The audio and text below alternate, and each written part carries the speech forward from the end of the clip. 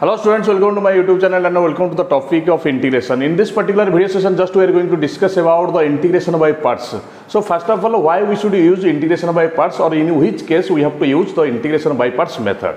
Integration by parts method is used to find out the integral of product of any two functions. So here it is the definition. Here we shall discuss a method of integration called integration by parts, which is very useful in finding integrals of a product of two functions. So here it is the formula. Let u and v be any two functions, and you have to consider u as the first function, v as the second function. We will discuss about the first function and second function later on. So first of all, let us see the formula. The integral of u into v with respect to x. U and v are any two functions of the variable x, and u is called as the first function and v is called as the second function. So what is the formula? Integral of u into v dx is equal to u into integral of v dx. That means the first function into integral of second function with respect to x, and then integral of which two functions? Integral of derivative of first function multiplied with the integral of second function, and then integral of their product again. So here it is the formula, very lengthy formula. U into v dx, integral of u into v dx, that is equal to u integral of v dx minus derivative of first function into integral of a second function, derivative of u into integral of v, and then again it's a integral with respect to x. So let us discuss this formula along the terms of first function and second function. Then let us discuss about the formula of integration by parts by using the words, or in words. Integral of a product of two functions is defined as first function into integral of second function minus derivative of a first function into integral of a second function and integral of their multiplication again with respect to x. Then which is the first function and which is the second function? How can we know that which is the first function and which is the second function? So we have to go through one rule that is called as eyelet rule. We have to choose the first function as the function which comes first in the word eyelet. So the function which comes first in the word eyelet is called as the first function, and the word which comes second, or the letter which comes second, is called as the second function. So what are the meaning of eyelet?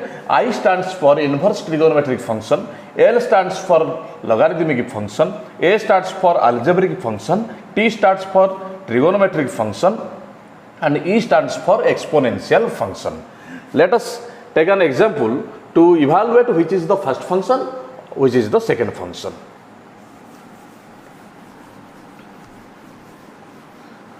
Suppose there is an example, integral of x into sin x dx. Then how can we know that which is the first function, which is the second function? By using the rule eyelet. First of all, you have to take the word here in the right hand side. Here it is eyelet.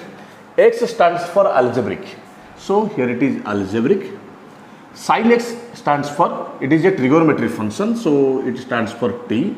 T stands for trigonometric function. So you can see that from the left hand side, first of all a comes, then t comes. So here according to a, it means algebraic function, so x is the first function. So here you have to mention first function is equal to x, second function is equal to sin x. Another example, suppose it is given as x into e to the power x dx. Again we have to go through the rule eyelet. So here it is eyelet. X, it is an algebraic function. E to the power x, it is an exponential function. So from the left hand side, first comes algebraic function, then exponential function comes. So first function is equal to, so you have to mention here first function is equal to x, and then you have to mention second function as e to the power x, and then you have to go through the formula. So first of all, let us know which is the first function, which is the second function, then we will go through the problem. So before going to the problematic section of integration by parts method, let us go through one of the remark based upon the integration by parts method. If the integral contains a logarithmic or an inverse trigonometric function, we take it as the first function. Simply see that if the integrand contains a logarithmic function or an inverse trigonometric function, directly you have to take it as the first function. In all such cases, if the second function is not there given to you, then you have to take it as 1. Suppose there is an example. Suppose you have given to find out the integral of ln x with respect to x. You can see that the integral contains or the integrand is here ln x. That means don't go through the eyelet. Directly you have to go through the first function and second function. First function and second function. You can see that there is a single function is here ln x. So the first function will be itself ln x and the second function will be 1. Okay, let us go through another. Suppose you have given sin inverse x. Again, here it is one function and that is sin inverse x. No second function is there. That means directly you have to put first function as sin inverse x and the second function as 1. That means you have to just modify this integral into the form of sin inverse x into 1 dx, and simply here you have to again modify the given integral into the form of ln x into 1 and its integral with respect to x. So here it is all about the introductory part of integration by parts method. Then directly go through the problematic section of integration by parts method, and here we have to evaluate or you have to solve or we will solve some of the problems based upon the integration by parts method.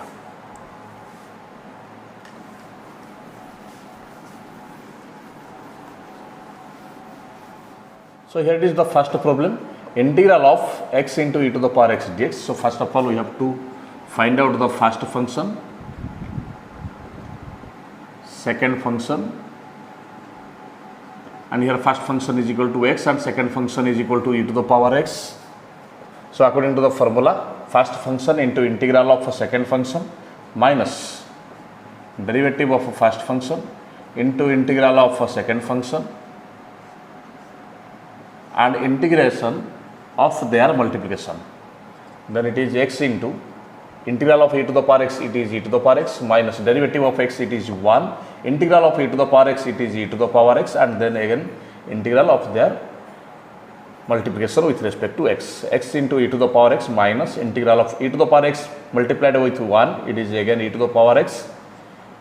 X into e to the power x minus integral of e to the power x, it is e to the power x plus c.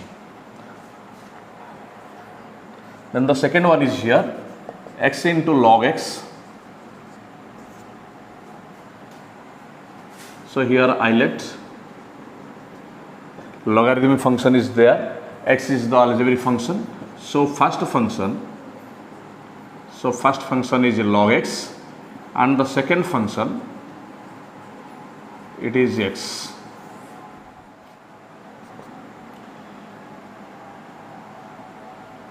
So log x into integral of x dx minus derivative of log x into integral of x dx and then again integral of their multiplication. Integral of x, it is x square by 2. So x square by 2 into log x minus derivative of log x, it is 1 upon x. Integral of x, it is x square by 2. X square by 2 log x minus solving it 1 by 2, it is constant, so it is taken outside of the integral, then it remains x dx. So it will be x square by 2 log x minus 1 by 2 integral of x, it is x square by 2 plus c. So here it is the answer, x square by 2 log x minus x square by 4 plus any constant c, and you can see that this is the solution for the problem number 2. Then let us go through some of the other problems.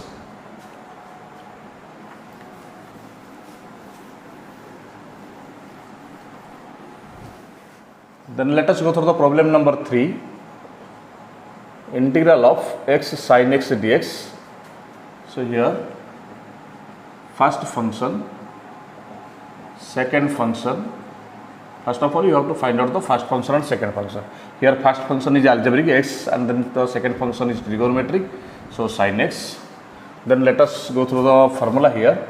X into integral of sin x dx minus derivative of x into integral of sin x dx, and then again integral of their multiplication. Integral of sin x, it is minus cos x, minus derivative of x, it is 1, integral of sin x, it is minus cos x. So it is minus x cos x, minus minus plus, integral of cos x dx, minus x cos x plus integral of cos x, it is sin x plus any constant c, and here it is the solution for the problem number 3. Then let us go through some of the other problems in which only one function is there and the second function is not there, and we have to consider the second function as 1. So let us solve such type of problems here.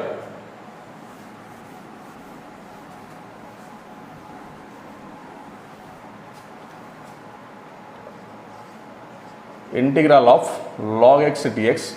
So first of all, you have to modify it as log x into 1 dx, because in which the integral in which only the inverse trigonometric function or the logarithmic function are there, then you have to consider the 1 as the second function and the given logarithmic or inverse trigonometric function as the first function. So first function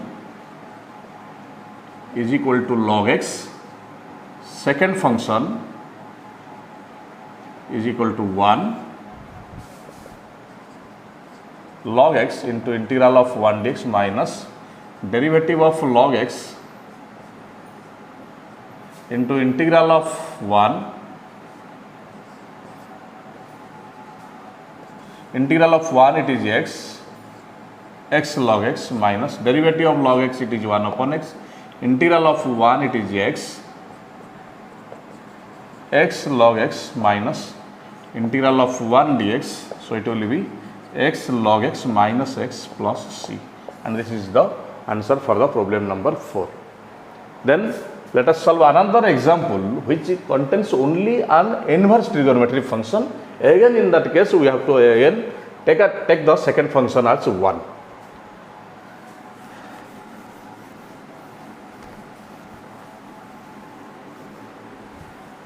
So number 5 is here, integral of tan inverse x dx. Here it is the only function and that is the inverse trigonometric function. So first of all, you have to modify it as tan inverse x into 1 dx, because second function is not there. So according to the rule, you have to consider or you have to assume the second function as 1. So first function is equal to tan inverse x and second function is equal to 1. So let us go through the formula directly here. Tan inverse x into integral of 1 dx minus derivative of tan inverse x into integral of 1 dx. So integral of 1, it is x, so let us write down in this process x into tan inverse x minus derivative of tan inverse x, it is 1 upon 1 plus x square into integral of 1, it is x dx. So let us solve this integral here, x tan inverse x minus 1 by 2. Let us divide and multiply it by 2, because the denominator, if you consider the denominator part as t, then its derivative will be 2x. So here it is x. So let us divide and multiply it by 2 so that the integration will be easier. Let 1 plus x square is equal to t, then 2x dx is equal to dt.